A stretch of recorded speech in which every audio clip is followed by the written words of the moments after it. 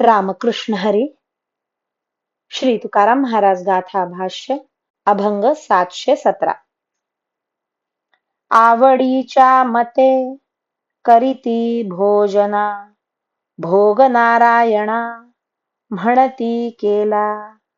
अवघा देव म्हणे वेगळे ते काही, अर्थासाठी डोई फोडू पाहे. लाजे कमंडलू धरिता भोपळा, आणिक थिगळा प्रावरणासी.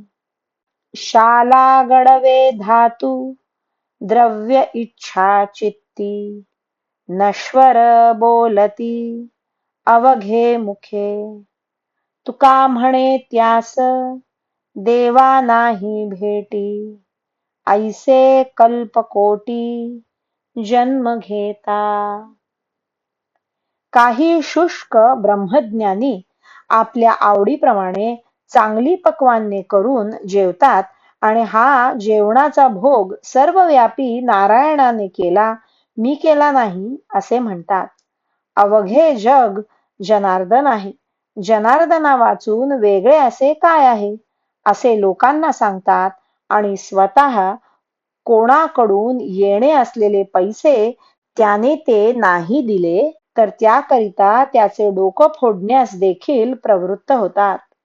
स्वतःला संन्यासी म्हणवून घेणारा शब्दज्ञानी कमंडलू किंवा भोपळा हातात धरण्यास आणि ठिगळे लावलेले वस्त्र पांघरण्यास लाजतो.